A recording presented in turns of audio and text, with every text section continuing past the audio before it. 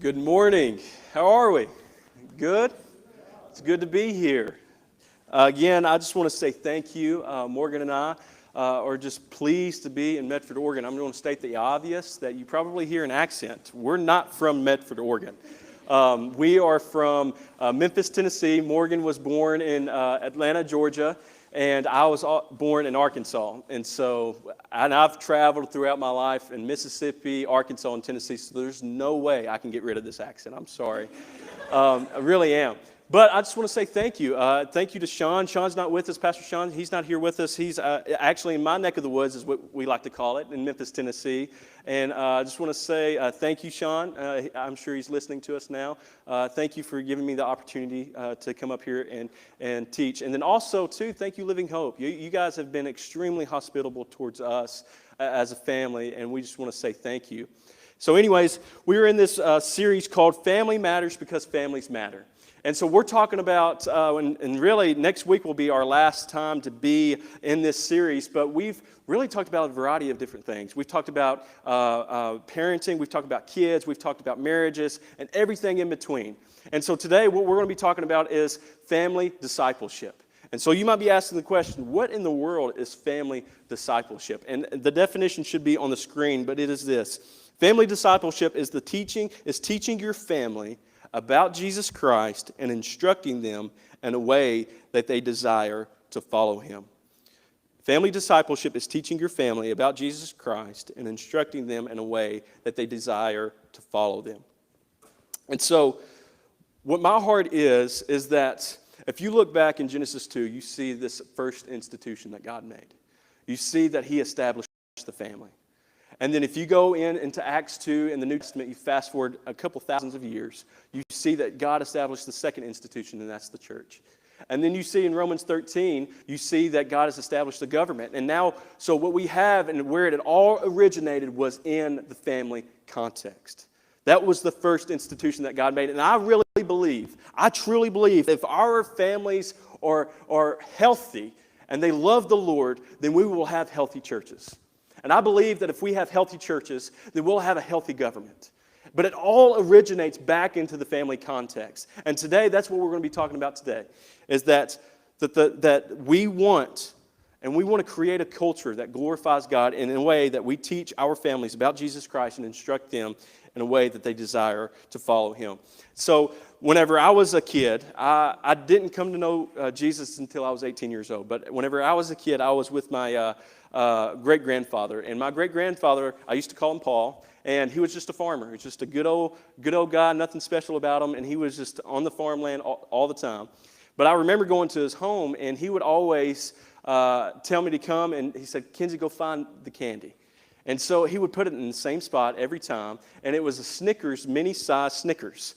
And I would go into this drawer that he always had it, and I would get it and then take the Snickers, and then I would go to the couch, and I would just sit there and talk with him. And he would just proceed then to tell me about Jesus. And he would teach me about the Bible, and I really just brushed him off and ignored him. And fast forward to whenever I was 18 years old, I gave my life to the Lord at a church and didn't live in my childhood, didn't know the Lord or anything like that. But I remember him calling me. He says, "Hey, I want you to come and see me." And I said, "Okay." So I went to his house and I saw him, and he said, "Tell me about your story." So I went then and told him about what happened just a few weeks prior. And he said, "Kenzie, I want you to know that I've been praying for you."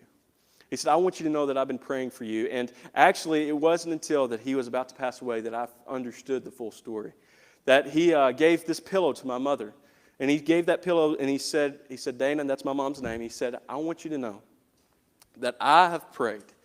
And I would put my old knees on this hardwood floor, and I would just cry out before God. And you got to understand, he has kids, he has grandkids, and he has great grandkids. So I fall in the category of great grandkids, and he has a ton of them. Like we're a big family. And so he would go then and pray.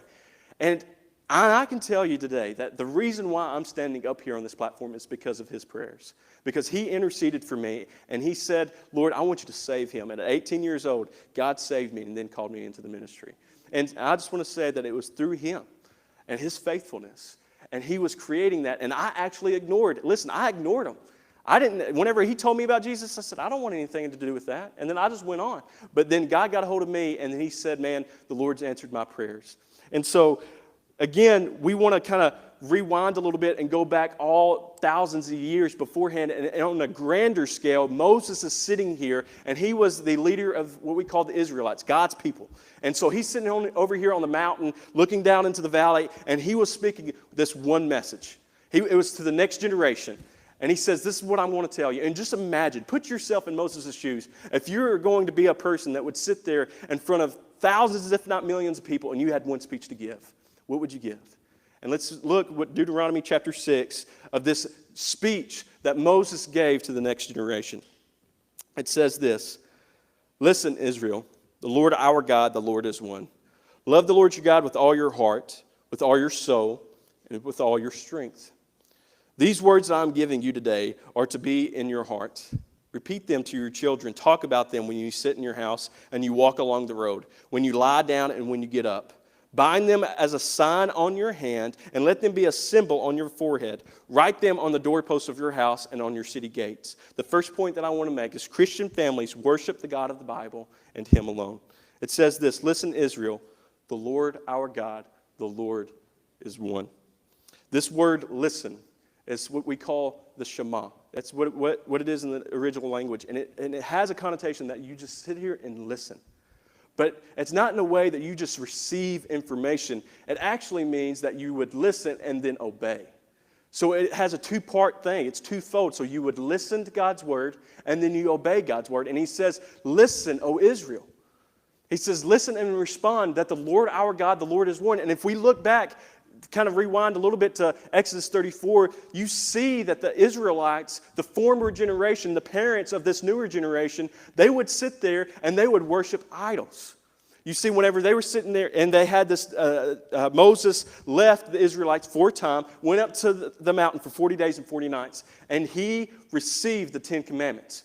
While he was gone, these Israelites had a wonderful idea to which they thought. They said, hey, our God's not with us, and Moses, our leader, is not with us, so what we're going to do, we're going to take matter in our own hands, and we're going to start worshiping a golden calf. So they went, and they grabbed all their jewelry, and they put it in this little pot, and then after that, they created this golden calf, and they went and worshiped this golden calf. And Moses came down from the mountain after the 40th day, and he had the 10 Commandments, and he just was with God, the creator of the universe, and he just burns with anger and just slams his tablets up against the golden calf, and he was just filled with anger because those Israelites were worshiping a God that was not the one true God and the God of the Bible. And so we see here that human beings are natural worshipers. If you read Genesis 1:27, it says this, God created man in His own image. He created them male and female. And that means that we were created to worship a God. We are natural worshipers. God has created us to worship something. We worship something. And so, and I saw this play out. I've had an opportunity, and God's been very gracious to me, that I've been able to go to villages in Africa. And I remember going, and I was with the translator, because of course I couldn't speak the language. But we would walk in this village, and I remember looking over to my right, and there was this body of water. And these individuals, and again, the most remote parts of the village, they didn't have anything. They don't have a mosque, they don't have a church, they don't have anything to go and worship. And I just remember that they would lay down their mats, and then they would get down, and they would just start talking to the water. I'm like, what are they doing? And I asked the translator that lived there, the national, I said, hey, what are these people doing? And he proceeds to tell me that they are worshiping the water god. And I said, huh. And I remember, and in the next following days, I was reading in Romans, and Romans says this. He says that individuals, human beings, desire and they want to worship something, so that instead of worshiping the God of creation, they start worshiping the creation instead of the creator. And so I just saw that played out in the most remote parts in the world, really. And I just saw that, wow, like human beings, we desire to worship. We desire to worship something.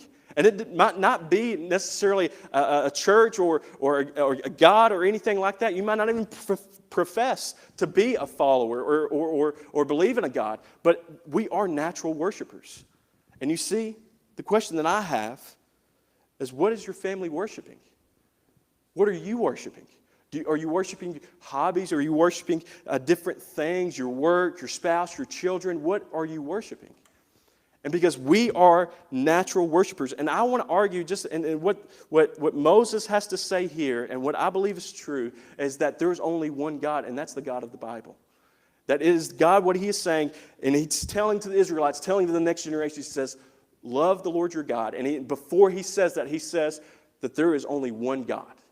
Only one God, and that is the God of the Bible. And that's what he's stating. And he's telling that to the next generation. So I just want to ask, what are we worshiping? And I want to say, man, teach your children. And if you're not necessarily, or have children, and you're not in that kind of context, in a family context, then you have influence with the next generation. Like, I want to urge you, like, this is what it's saying. Like, teach them to love the Lord your God and love him and only worship him. That's what he's saying. That's what he's saying. So for Christian families, worship the God of the Bible and him alone. The second point is, Christian families love the one true God. It says this, love the Lord your God with all your heart, with all your soul, and with all your strength. These words that I'm giving you today are to be on your heart. Jesus was doing his ministry 2,000 years ago. He did it for 3.5 years. He was there teaching, and there was a huge audience around, and one person from the audience said, hey, teacher. He said, what's the greatest commandment? And Jesus responds with this verse. He responds, he says, love the Lord your God with all your heart, with all your soul, with all your strength, with all your mind. And you see, this is where it's really beautiful that we in the Christian family context, we should worship the God of the Bible and worship him with all of our heart and with all of our soul and with all of our mind. And I was asking the question, like, what does that mean? Like, what does it mean to worship God with your heart? What does it mean to worship God with your soul? What does it mean to worship God with your strength? I didn't understand that, and then I started digging in the text, and so we're going to kind of run through that of what that looks like whenever Christian families love the Lord your God with all their heart. The heart is used as a metaphor, and it seats the emotions and the intellect. So whenever you see mind and whenever you see heart, it's synonymous. And so you're sitting there, and what that means is Moses is telling them, he says, let them pledge allegiance to the God of the Bible. Pledge allegiance to him. Pledge allegiance to Jesus Christ. That's who he is. He is the God. He's God-man. And so you have a devotion within your family context. You teach them in such a way and create a culture that gives God glory, and that everything that they have within their heart, they're giving it to him. And saying that I'm going to be about God, and you're just teaching your children how to love him and having a deeper devotion. And it's not in a sense of like behavioral modification saying, hey, do this, do that, don't do this, do that. And then they're just like, okay, we're just doing behavior stuff. It's not that. It's saying, man, your deepest desire is that you really and honestly love God. Like, there's nothing in you that says, like, I don't love him. It's everything that you have in you that you really just love him. And so we would need to teach a generation, the next generation, to love the Lord your God with all your heart. Because if I really and honestly believe, if we do that, we will see revival sweep across our land. We will. Like, it's going to be something, and it's done within the family context. It's done within the family context, and we're going to continue to walk through that and what that looks like. But parents, I understand life can be extremely difficult. And with kids, man, they are just beautiful, and they're fun, and they have their own personalities. And I can tell you this, that whenever my mom, she raised 5 kids, and I'm one of the 5. And wherever she would go, I would go. So if she wanted to go to TJ Maxx, man, she loaded up the whole car, and all where the Flippo family went, that's where my mom went, and so vice versa. And we were attached to her hip. And so we would walk with our family and with my mom wherever she went, and it was just mere chaos. But in the chaos,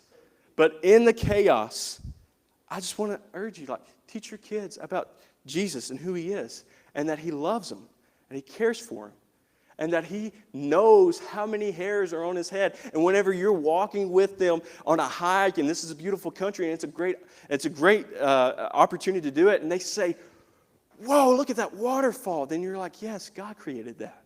Like, yes, it's amazing. He's awesome. He's a creator. He's creative. He's an innovator. He does different things. It's just amazing. And through those things, through your different hobbies, you teach your children how to love God. And so that's something that I just want to say, like, hey, we can do this. We can do this together. We can do this as a team and as a family. And as a church family, we can do this. Christian families, love the Lord your God with all your soul. We talked about the heart and how the Old Testament considers it as the intellect of the human being and emotions. But the word soul means your entire being. Your entire being. So you do everything that you have with all your soul. You give it to the Lord. You see, I had whenever me and Morgan, I was pursuing her, and we were going out on dates. And on our first date, and fellas, I'm telling you, I was a nervous wreck.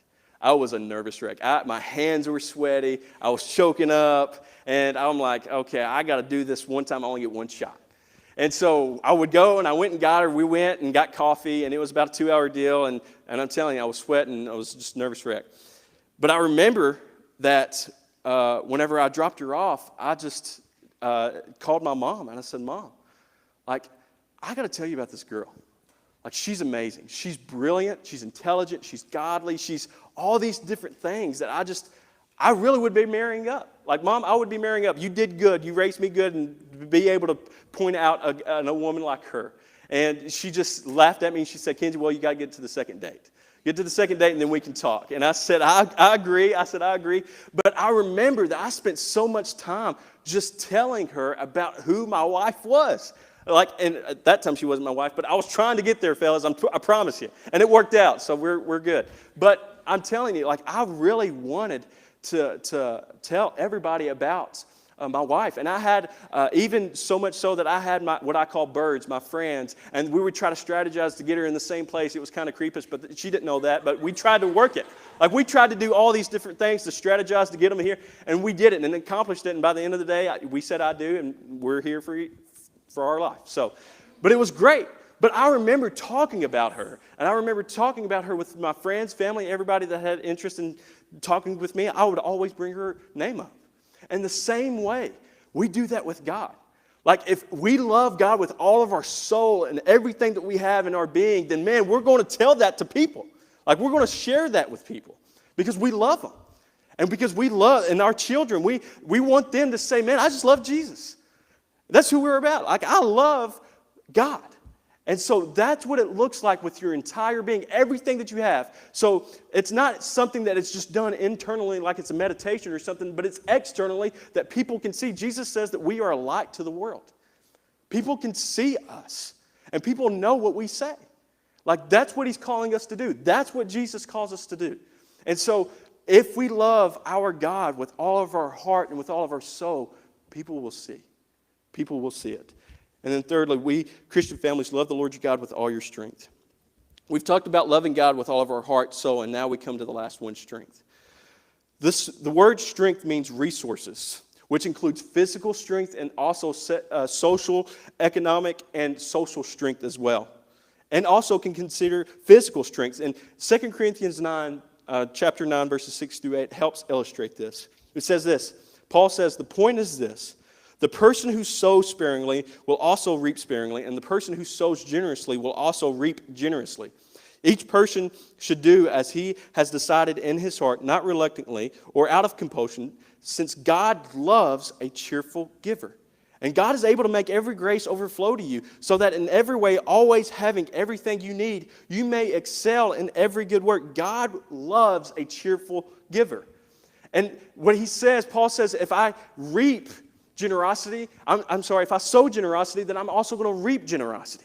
That's what it's about. And this becomes like an investment. I'm telling you, like, I understand that our culture says 401ks, Roth IRAs, and that's an investment, and that's a good investment. Like, you're building up wealth whenever you have the opportunity to access it. But I'm telling you, I really believe that investing in God's economy is so much greater than that.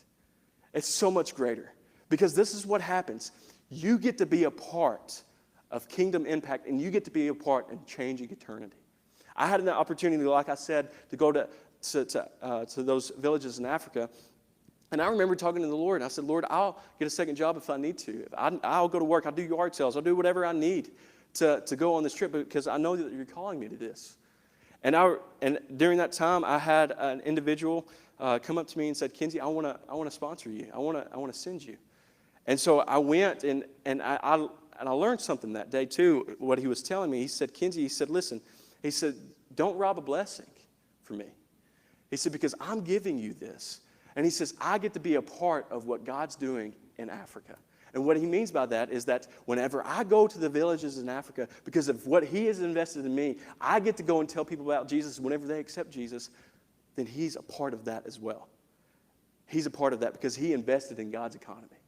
And see, that's what's beautiful about this, is that we get to invest in such a way that we get to be a part of kingdom work, and it impacts not just a temporary lifespan, but it impacts eternity. And that's the beauty of what it means to love the Lord your God with all your strength. So we talked about the heart and the emotions. Everything inside of you loves God. And then you have your whole being. So it's not just something internal like meditation, but it's actually an external thing people will see. And then thirdly, you have the strength that you're saying, God, I'm like, whatever you want in my resources, like it's yours. It's available to you. Now, I'm not saying that you're going to sell in all your possessions and saying, here you go. That's not what I'm saying. I'm just saying that you have availability. God has availability to do what he wishes because it's his. Because it's his. And then the last thing, Christian families teach them to love God. Repeat them to your children. Talk about them when you sit down in your house and when you walk along the road, when you lie down and when you get up. Bind them as a sign on your hand and let them be a symbol on your forehead. Write them on the doorposts of your house and on your city gates. Moses tells us here to teach our children by teaching them more about God. And actually, in this scenario, every adult Israelite was told to be the teacher, was instructed to be the teacher, seizing every opportunity to teach about the God of the Bible. So whenever they walk, wake up in the morning and they go and do their life, you teach them. Whenever they wake up, you go beside their bed and you teach them. And whenever you have lunch with them, you teach them about God. Whenever you do it at dinner, you teach them about God. And so you go on throughout your life, and whenever you're doing your hobbies, you teach them about God. And so that's what he is saying here. He's saying, you be the instructor, you be the teacher. You're the ones that is teaching that next generation about the God of the universe. That's what we're doing. We're teaching them, and we're repeating them to our children. And because if we take a moment and think about our culture today, the social media platforms, Disney Plus, Netflix, Friends, the parents, different parents in schools and school systems, all that is influencing your children. And some of it's really great things, and some of it is not so very great things. And your child is being influenced. That's happening. That is what's going on. It's happening. And so we have to take on a form that we're sitting there and we're teaching them the God of the Bible and influencing them as well to live a right life.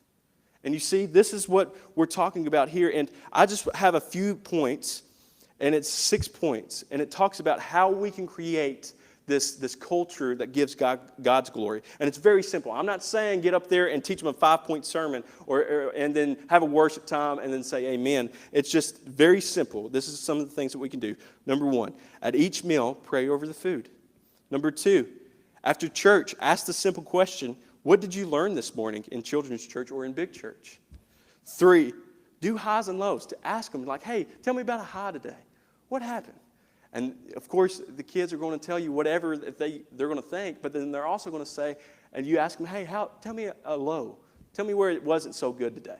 And you sit there and you listen to their heart, and then you encourage them in the Lord. And fourthly, pray with them at night. Fifthly, teach them to serve and love others. 6, teach them about Jesus and why he came to the world.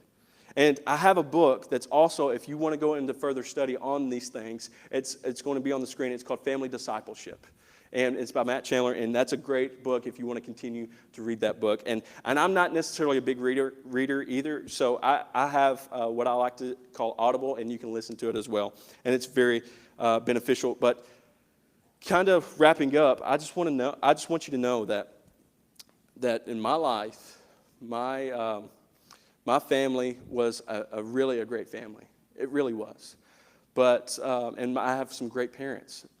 But my background comes from my dad, and my dad was in and out of rehab facilities. He struggled with drugs and alcohol, and I've seen the worst of the worst, it seems, as a child. And I've seen that. And I've seen broken homes. And because we were in that. But I can tell you this, whenever, just a few years ago, my dad gave his life to Christ. And I'm telling you, since that point that he has done what he's done, it's redeemed the family. It's redeemed the family. And I'm telling you, it was a hard time. It was a really hard time for a lot of my years and being brought up in my childhood. But I can tell you that the Lord can redeem families because I've seen it. I've seen it with my own eyes that God can redeem families, and we can believe in what we call the gospel. And it's the good news. And what that is that Jesus came and walked for 33 years. And he came and lived a perfect life, and he came to a cross. And he said, I'm going to die for humanity so that we can have right relationship, and they can worship us, and we can be in fellowship with one another. And he died on that cross. And what that means is what I call the great exchange, is that God took our sins and placed it upon himself, and he gave us his righteousness. So whenever God looks at us, and whenever we repent and believe in him, he doesn't look at us and see us, we're huge sinners, but he looks at us and says, man, he's covered by the blood of Christ, and he's made right with me. That is what we believe, and that whenever he died, he rose from the grave on that third day, and it shows that he has conquered sin, he's conquered death, and he's conquered hell, so that we can have life in him. Jesus says, I'm the way and the truth and the life. No one comes to the Father except through me. And that's what that means, is that Jesus came and he died for us. And then he loves you, and he loves your family. And he wants them to be about his kingdom. And he wants to use you for a greater purpose than yourself. And so whenever I made that choice, whenever I was 18 years old, whenever I was sitting in the back pew, man, I did not want to be in church. But I remember that preacher telling me that good news. And I remember something working on in my heart. I'm like, man, God's doing something. So I walked up, and I was scared to death, and I was fumbling over my words, and my hands were shaking. And I just told the preacher, I said, man, I'm ready to do this. I'm ready to make this next step. And so that might be your spot today. I remember making that decision. That decision's hard, but it is life-changing. It really is. And it can redeem families because I've seen it. And so I want us to kind of, and whenever we're worshiping, whatever that next step might be, just saying, okay, Lord, I'm going to lay down my family, and I'm going to teach them the Shema. That I'm going to teach them to love the Lord your God with all your heart, with all your soul, with all your strength, with everything that we have in us. I'm going to give that to the Lord. Or it might be the place that you're like, man, Kenzie, I'm not there yet. I need to make a decision for myself. I need to make a decision to follow Jesus. And that might be your next step. And I just want to encourage you, let's do that today. So that we can start a new generation. And like my great-grandfather, and I want to take on, whenever he passed, and I saw him pass away, and he taught me so much in the year that I was with him. I want to take on his ministry with my niece and my nephews, that I want to get on praying and getting on my knees and say, God, I want you to save my niece and nephews. I want you to save them. I want you to be transformed in their life, and that we begin the next generation. And just like my great-grandfather's prayers, the way that he prayed for me, and he prayed for my family, and it wasn't until he passed away that change started happening within our family. He never got to see that. But I'm telling you, whenever Dad gave his life to the Lord, it redeemed the family. And it can happen. And it starts within the family context, because if we have a family that's healthy and God-fearing, we will also have a God-fearing and a healthy church, and it will go into the government. So I pray that you just do and respond however you choose to respond. And the Lord knows. So let me pray for you guys.